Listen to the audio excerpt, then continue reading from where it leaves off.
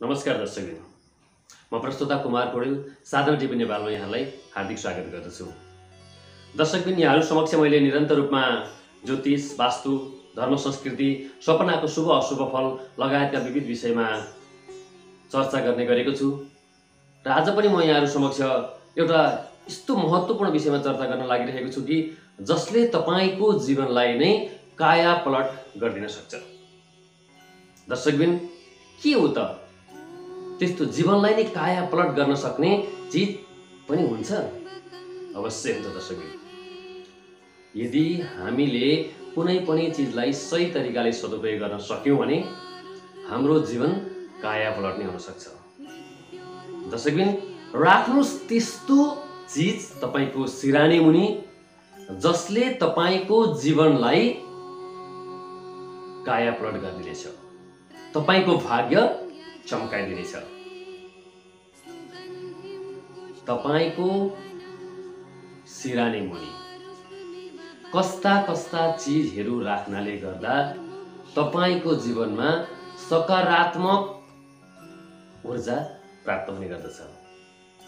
हामीलाई लाग्ने गर्दछ त्यो मामुली एउटा सिरानीले पनि जीवन त्यत्रो परिवर्तन गर्न सक्छ। दर्शकबिन, चाहे कोही अरबपति होस् चाहे सर्वसाधारण, सुत्नका लागि त उसले सुनको सिरानीमा त अवश्य सुत्दैन। आरामका लागि, मिठो निन्द्राका लागि उसलाई नरम कपडाकै सिरानी चाहिने गर्दछ। हो, त्यही कपडाको सिरानी मुनि केही चीज राख्नाले गर्दा, सही तरिकाले केही चीज राख्नाले गर्दा तपाईं हाम्रो जीवन काया पलट हुन सक्छ। यहाँहरूलाई थाहा नै होला, समय अनुकूल मिल्यो भने हीरा भन्दा कहिलेकाहीँ तोरी मूल्यवान हुन सक्छ। कुबेरको कथा त सुन्नु नै भएको होला। सोही कथा अनुरूप हामीले पनि अरबौं लगानी गर्नै पर्दैन, अरबौं खरबौं लगानी गर्नै पर्दैन। सही तरिकाले हाम्रो शयनलाई, फेरि शयन भन्ने बित्तिकै तपाईँहरूले फेरि ओछ्यान मुनि पो हो कि खाटामाथि पो हो कि खाटामा पो हो कि यस्तो प्रश्न पनि आउन सक्छ।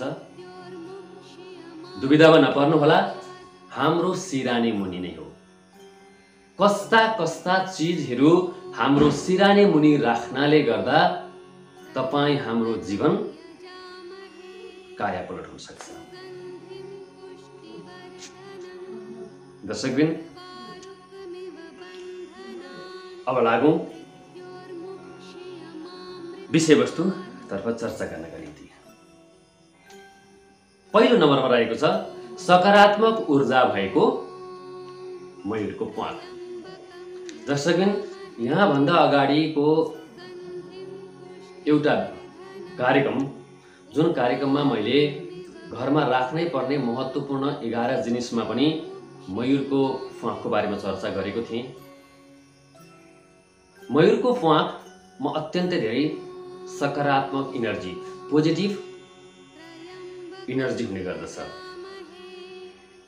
त्यही सकारात्मक ऊर्जाका कारणले गर्दा यदि हामीले हाम्रो सिरानी मुनि एउटा, मात्र एउटा मयूरको प्वाख, तर एउटा कुरा के ख्याल गर्नुपर्ने हुन्छ भने मयूरको प्वाखमा पुरै डाँठ भएको हुनुपर्नेछ र मयूरको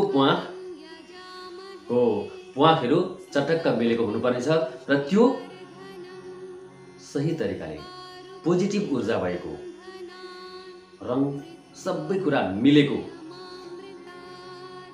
त्यसलाई यदि तपाईले आफ्नो सुत्ने सिरानी मुनि राख्नुभयो भने तपाईको कुण्डलीमा भएको खराब दोष, वास्तु दोष र तपाईको सोचाइलाई पनि सकारात्मक गरिदिने गर्छ। दर्शकबिन, विश्वास नलाग्न सक्छ, तर एकचोटि तपाईले ट्रायलका लागि 3 महिना नियमित यसलाई प्रयोग गरेर हेर्नुस् त, तपाईको जीवनमा कस्तो प्रभाव पर्ने रहेछ।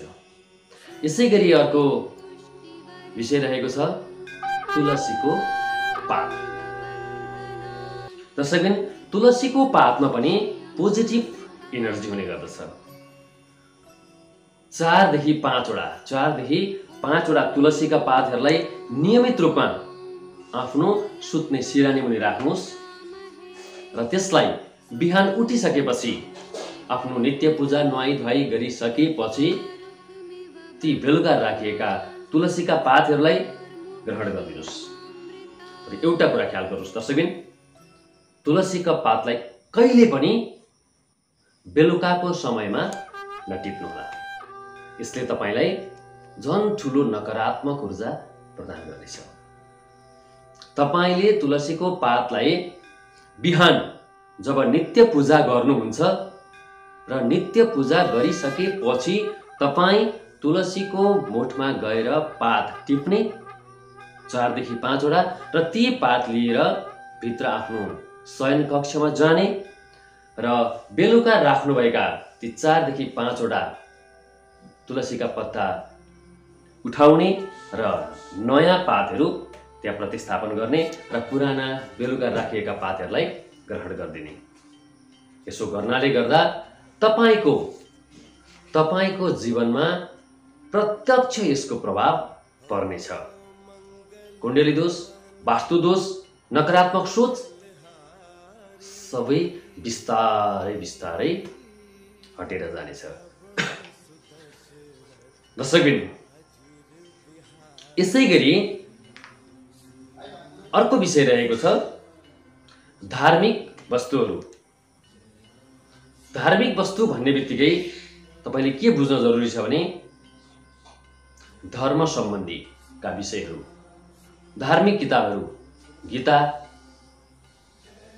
हैन, यसै गरी हनुमान चालिसा, शनि मृत्युञ्जय लगायतका किताबहरूलाई, महामृत्युञ्जय लगायतका किताबहरूलाई तपाईले आफ्नो सिरानी मुनि राख्ने। तर एउटा कुरा ख्याल गर्नुपर्ने हुन्छ दर्शकबिन, धार्मिक वस्तुहरू आफ्नो सिरानीमा राख्दाखेरि तपाईले आफ्नो शयन कक्ष एकदमै सफा बनाउनु पर्ने हुन्छ।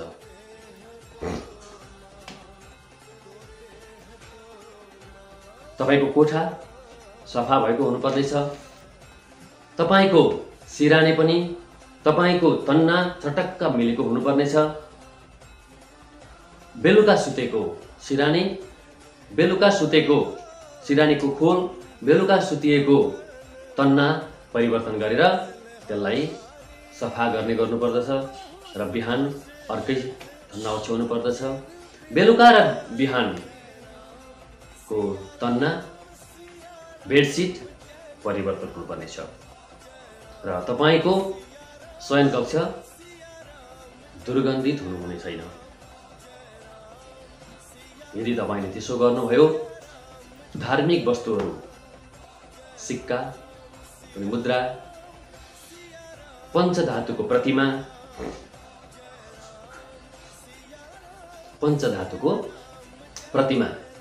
सुनको, चाँदीको, तामा, पित्तल लगायतका, काँचको लगायतका धातुहरूबाट निर्मित प्रतिमा लगायतका चिजहरूलाई तपाईले आफ्नो सिरानीमा राख्नुभयो भने तपाईलाई दुर्घटनाबाट, तपाईको पारिवारिक कलहबाट, तपाईको रोजगार हरेक कुरामा त्यसले पोजिटिभ एनर्जी दिँदै जानेछ र तपाईलाई तपाईको जीवनमा यसले सकारात्मक ऊर्जा प्रदान गर्नेछ। दर्शकबिन, यसै गरी अर्को महत्त्वपूर्ण विषय पनि रहेको छ 1 रुपैयाँको सिक्का। तपाईले सुत्ने बेलामा 1 रुपैयाँको सिक्का सिरानी मुनि हाल्नुहोस्। अब तपाईलाई लाग्नु सक्छ कि 1 रुपैयाँको सिक्काले जीवनलाई त्यत्रो कायापलट गरिदिन सक्छ? हो, 1 रुपैयाँको सिक्कामा त्यति धेरै शक्ति हुन्छ जुन तपाईले आस्थाले गर्नु पर्यो, मनबाट गर्नु पर्यो। 1 रुपैयाँको सिक्का बेलुका सुत्ने बेलामा सिरानी मुनि राख्नुस् र बिहान उठिसकेपछि नित्य पूजा गरेर केही चिजहरुसँग अथवा त्यो 1 रुपैयाँको सिक्कासँग अरु तपाईले कति दिन सक्नुहुन्छ अरु थप गरेर गरिबलाई दान दिनुस्। मैले थप गर्ने कुरा किन प्लस गरेको भने 1 रुपैयाँको सिक्का को अहिले समय परिस्थिति अनुसार पनि 1 रुपैयाँको सिक्काको त्यत्रो भ्यालु हुँदैन। गरिबलाई दियो भने पनि गरिबलाई अपहेलना गरे जस्तो अपहरित गरे जस्तो हुन सक्छ। यसर्थ तपाईले अरु कति छ थपेर दिन सक्नुहुन्छ 5 रुपैयाँ 10 रुपैयाँ 20 रुपैयाँ 50 रुपैयाँ तपाईको मनबाट दिलबाट कति दिन सक्नुहुन्छ त्यो थपेर गरिबलाई दिनुस्। त्यसपछि हेर्दै जानुस् तपाईको दुःख कष्टका दिनहरु बिस्तारै बिस्तारै हट्दै जान्छ। यसैगरी अर्को अन्तिम महत्त्वपूर्ण विषय रहेको छ सुनको या चाँदीको प्रतिमा।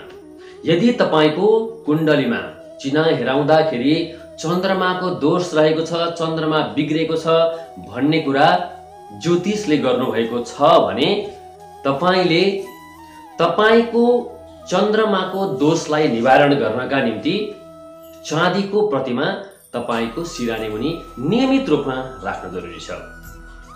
तर यदि तपाईको बुध ग्रह को अवस्था खराब रहेको छ बुध ग्रहले तपाईको कुण्डलीमा खराब ठाउँमा गोचर गरिरहेको छ भने तपाईले सुनको प्रतिमा राख्नु जरुरी छ। त दर्शकबिन तपाईहरुलाई अब लाग्न सक्छ हामीले के चाहिँ राख्ने त सुनको प्रतिमा राख्ने कि चाँदीको प्रतिमा राख्ने कि तुलसीको पातको राख्ने कि हैन। यसैगरी अघि मैले भनेको तपाईलाई मयूरको मनको राख्ने कि 1 रुपैयाँको सिक्काको राख्ने कि के चाहिँ राख्ने यी सबै थोक राख्नु पर्ने यस्तो होइन। तपाईहरुले कुन चीज उपयुक्त लाग्छ ती चीज मध्येको कुनै एक चीज सही तरिकाले प्रयोग गर्नुभयो भने यदि तपाईले प्रयोग गर्दा शंका गर्नुभयो तपाईले शास्त्रका कुरामा शंका गर्नुभयो त्यसलाई खिल्ली उडाल्नु भयो नाना भाती साथीभाइहरुलाई सुनाउँदै हिँड्नु भयो हैन चलन छ नि ए मैले त राखे मेरो भाग्य त अब हेर चम्किदै जान्छ भोलिका दिनमा तिमीहरु भन्दा म मालामाल हुन्छु गुरुजीले भन्नुभएको सुनेको मैले यावत कुराहरु हामी गर्ने गर्छौं। तर त्यसो कदापि नगर्नुस्। यदि तपाईले कुनै पुण्य कर्म गर्दै हुनुहुन्छ दान गर्दै हुनुहुन्छ भने नि कदापि नसुनाउनु होला। सुनाएको दानको कुनै पनि पुण्य प्राप्त हुँदैन। तपाई कुनै शुभ कर्म गर्दै हुन्छ मांगलिक कर्म गर्दै हुन्छ केही गर्दै हुनुहुन्छ भने मनबाट गर्नुस् दिलबाट गर्नुस् ईश्वरलाई सम्झेर गर्नुस् आफ्नो आत्मालाई सम्झिनुस्। तपाईले चिताउनु भएको तपाईले सोच्नु भएको अवश्य पुर्याउने छ र मैले माथि प्रस्तुत गरेका विषयहरू तपाईले एकचोटी आफ्नो जीवनमा 3 महिनाका लागि मात्र 3 महिनाका लागि अथवा त्यो पनि सक्नुहुन्न भने 1 महिनाका लागि मात्रै भए पनि प्रयोग गरेर हेर्नुस्। त्यसपछि तपाई आफै के रहेछ विषयवस्तु भन्ने कुरा मैले फेरि दोहोर्याइरहनु पर्दैन तपाई आफै विज्ञ हुनुहुनेछ। दर्शकबिन आज मैले यहाँहरुसँग प्रस्तुत गरेको विषयवस्तु कस्तो लाग्यो यस्तै यस्तै महत्त्वपूर्ण विषयवस्तु हेर्नका लागि आगामी दिनमा साधना टिभी नेपालबाट आउने कार्यक्रमहरू तपाईसँग सबैभन्दा पहिले पुग्नका लागि हामीलाई पुर्याउनका लागि साधना टिभी नेपाललाई सब्स्क्राइब गरिदिनु होला र बेल आइकनमा गएर घण्टी बजाइदिनु होला। भिडियो मन पर्यो भने एक लाइक अवश्य गरिदिनु होला र महत्त्वपूर्ण विषय भएकाले गर्दाखेरि आफ्ना इष्टमित्र साथीभाइहरुलाई पनि शेयर गरिदिनु होला जसले गर्दा आफ्ना साथीभाइ इष्टमित्रहरुको पनि भाग्य चम्कियोस्। हामीले हाम्रो मात्रै भाग्य चम्काउनु हुँदैन हामीले हाम्रा इष्टमित्र साथीभाइ अरूको भलो चाहने मान्छेको मात्रै भलो हुने गर्दछ। यदि अरूको कुभलो सम्झ्यो भने त्यसलाई कहिले भलो हुँदैन। मै खाऊं मै लाऊं सुखसैले मोज मै गरौं भने यदि कसैले भन्छ भने त्यो व्यक्ति कदापि पनि सफल हुँदैन। र यसर्थ आफ्ना साथीभाइहरूलाई पनि सेयर गरिदिनु होला। र तपाईहरु कहाँबाट यो भिडियो हेर्दै हुनुहुन्छ? नेपालबाट हेर्दै हुनुहुन्छ भने कुन जिल्ला कहाँबाट हेर्दै हुनुहुन्छ? नेपाल बाहिरबाट हेर्दै हुनुहुन्छ भने कहाँबाट हेर्दै हुनुहुन्छ? कृपया कमेन्ट बक्समा लेख्नु होला। र आजको भिडियो कस्तो लाग्यो ती कुरा पनि तपाईले कमेन्ट बक्समा प्रतिक्रिया दिनु होला भन्दै आजको बसाइबाट म प्रस्तुता कुमार पौडेल यहाँहरुको माझबाट बिदा लिन चाहन्छु। भोलि फेरि यस्तै विषयमा, यस्तै र यीभन्दा अलिक फरक विषयमा, अझै महत्त्वपूर्ण विषयमा यहाँहरुसँग विषयवस्तु बनाएर उपस्थित हुनेछु भन्दै आजको बसाइबाट बिदा लिन चाहन्छु। हवस् त, नमस्कार।